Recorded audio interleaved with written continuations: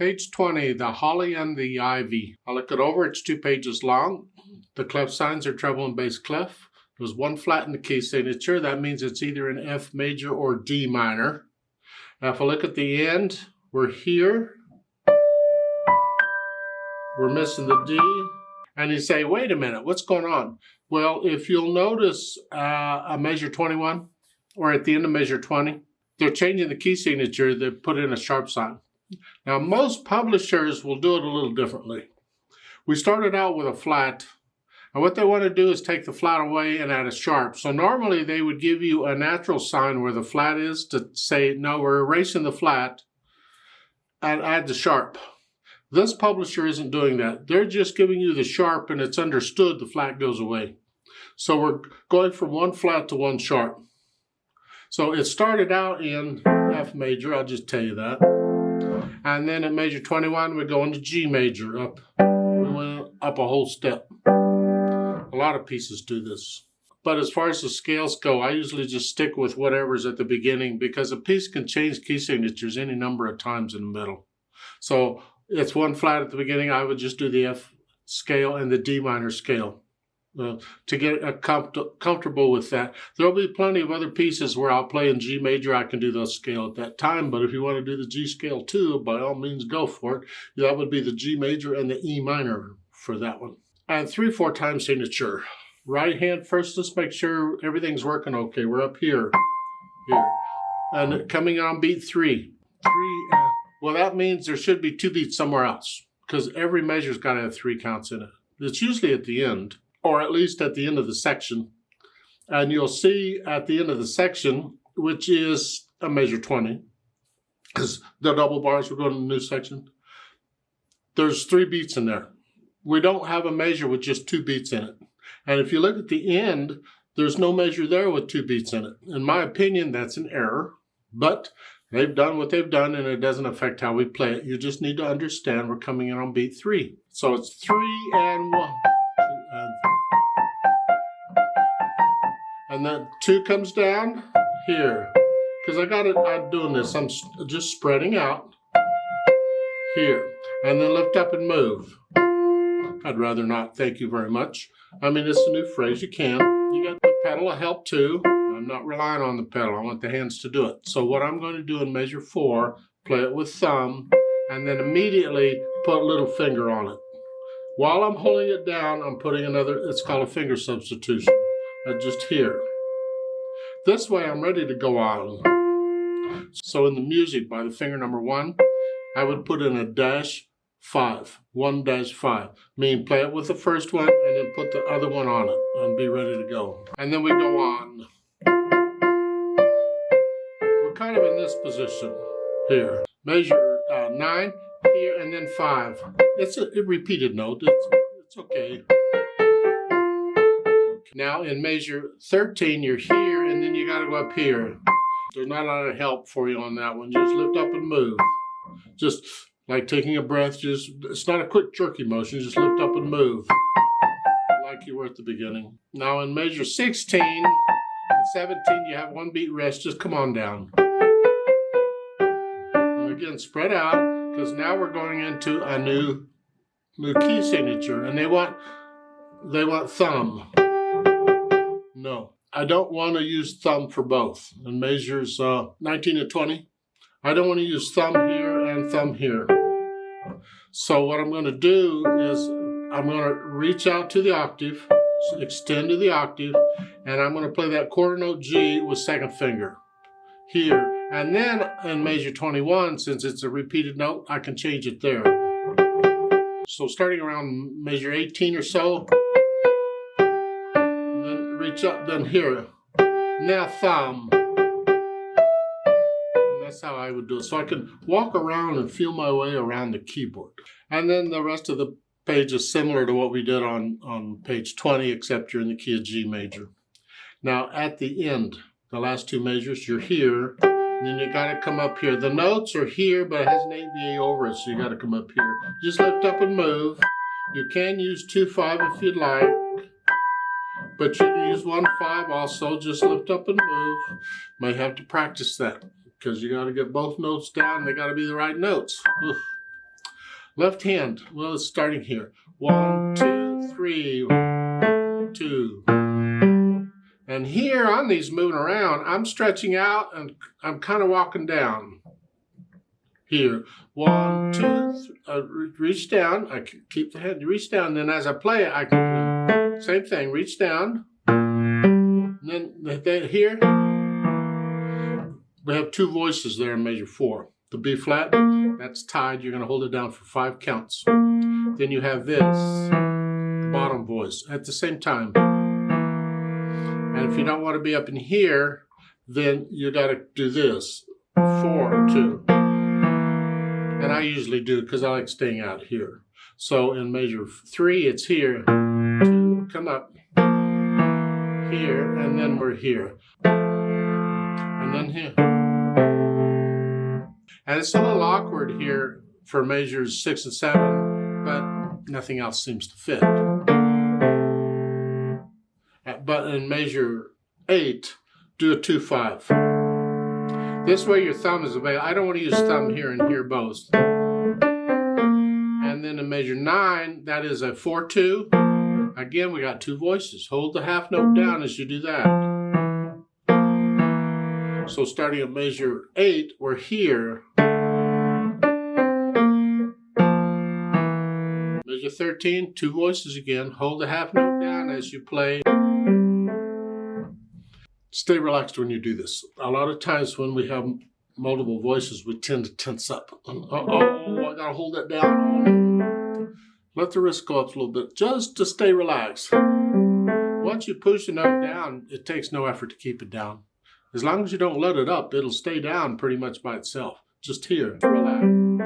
That's all. Then on measures 19 and 20, the dotted half notes and a half note. Again, 2 voices. The C's tied, hang on to it, and you go from G to F sharp. Here, okay, and then we move on. Go ahead and lift up. You got a beat rest for measure 21. I'm protecting the bottom note. That's what I want. I'm going 2, 3, 4. That's quite common. At the end, the bottom, the last 3 measures, you're here. And the last measure, you get a treble clef. So you come up here to the D. So then I try putting the hands together, and I'll hesitate all over. I don't care. I want to know how they're coordinating. If there are any problems in that area, here. Reach down immediately.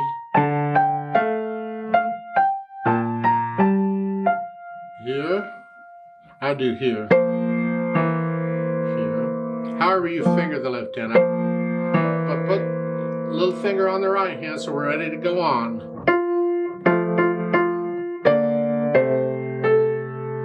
In measure 7. Technically speaking, the left hand comes up on beat 3. 1, 2, 3. The right hand stays down. 1, 2, 3. And 1 and 2 and 3 and. Technically, you should do that. Most people will go ahead and keep it down and lift up when they play the 8th note.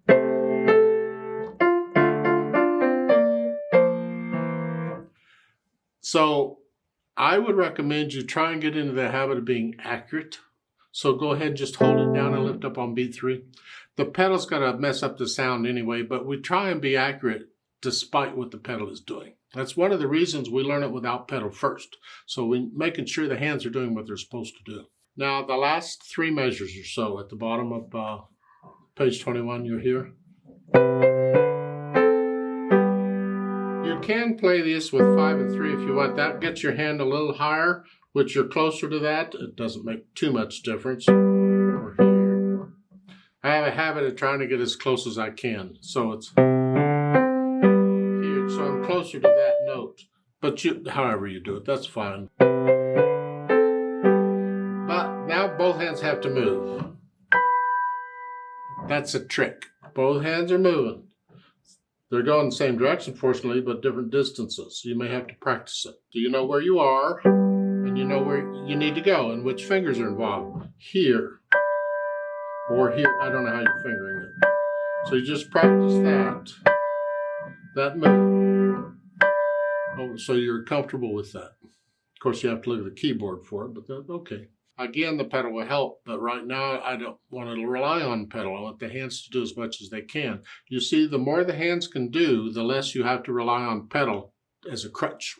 Now, once I put the hands together, then I'll go over it again, maybe a line or so at a time, slowly, and work out any hesitations. So it's a steady beat, start to finish. And when the hesitations are gone, I'll think about the articulation. And this is very connected. You have it?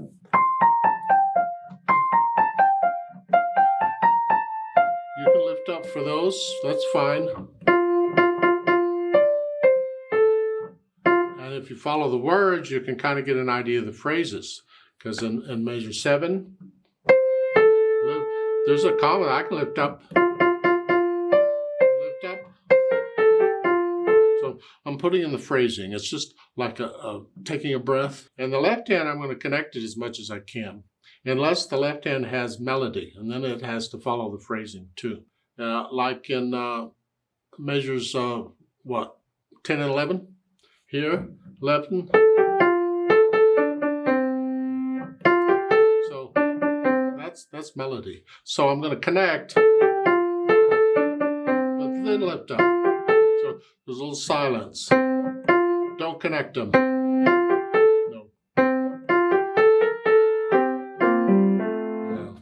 In my opinion. Different people will interpret this differently, and you may feel the phrasing different. You might not lift up just because there's a comma in the words. You think, no, I like it, connect it. It's personal. Or however your teacher tells you to. So I do the articulation, and after that I do the dynamics. Starts out in P as mezzo piano, sort of soft. That's going to be the right hand here. Whatever you think, sort of soft. Not soft, sort of soft. This, that's soft.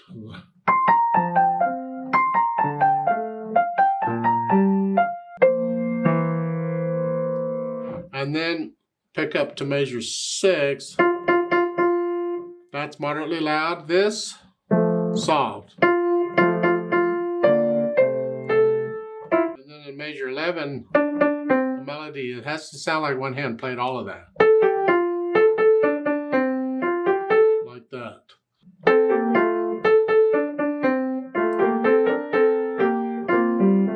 Back down. Well, you do the dynamics. And after the dynamics is the speed. Gracefully. Well, that's not a speed. Again, it's a mood. But a lot of times where they tell you the speed, where they're supposed to tell you the speed, they give you the mood, and you get to decide how fast you want to be that mood. They give a metronome marking there, and if you're going to sing it, how fast would you sing it? It's not an exact speed. You feel it.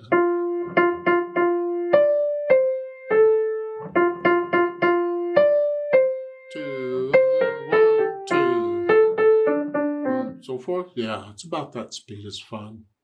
Remember the natural accents. 1, 2, 3, 1. It should feel like go to here.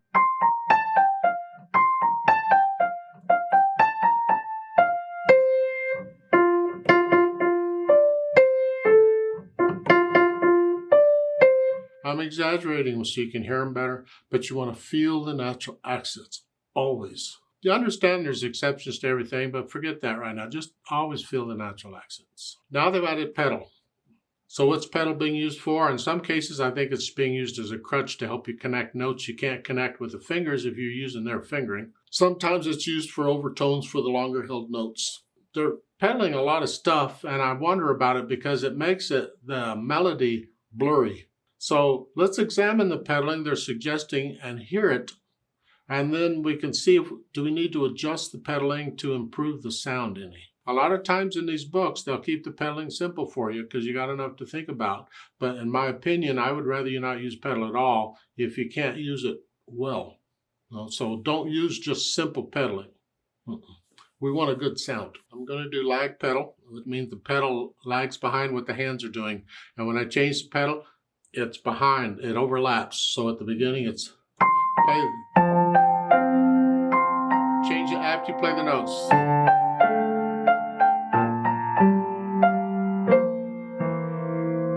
And lift it up and measure 5 with the hands. We get a little silence.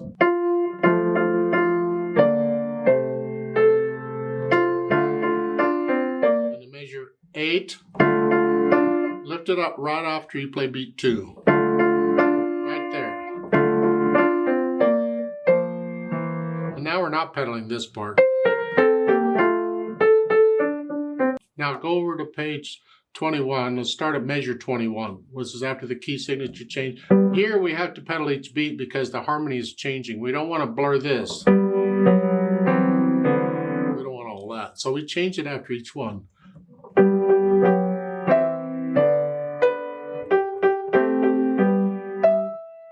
Like so. This part I don't care for. That, I don't care for that. So I think what I'm going to do here is I'm going to pedal long enough to connect the left hand here. I want to connect that. So I'm only going to pedal long enough to connect the notes.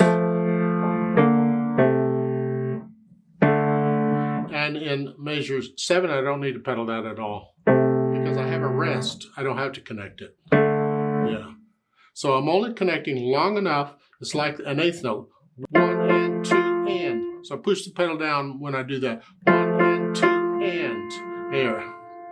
And then change it. All I did is connect the left hand. Like so. Now at the beginning you could smear this together. However, I would like to hear the rest in the left hand and the phrasing. To do that, I got to lift the pedal with the left hand.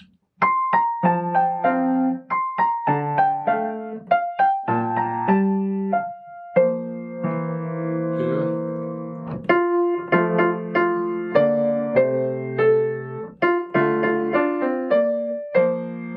And in measure 8, you pedal that, that would be only to connect the repeated notes. But you don't need to connect them. That's how I think I would pedal it throughout. Measure 21 and all, you pedal that as it's shown, that's fine. However, in measure 22, you don't need to pedal that measure. Huh.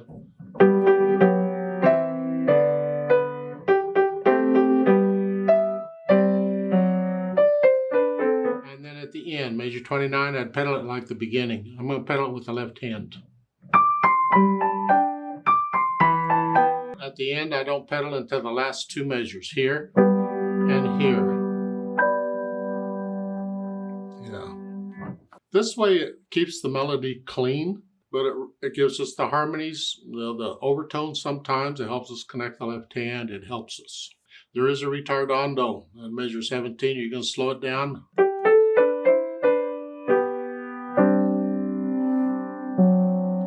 And then there's an odd tempo measure 21. In my opinion, the odd tempo belongs at the last beat on measure 20. You take off there. Don't wait till measure 21 to do it. And then there's a retardando at the end too.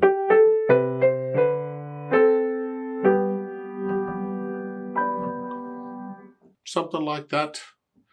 You have to experiment with it as far as the speed, and I'll go, how do you feel it?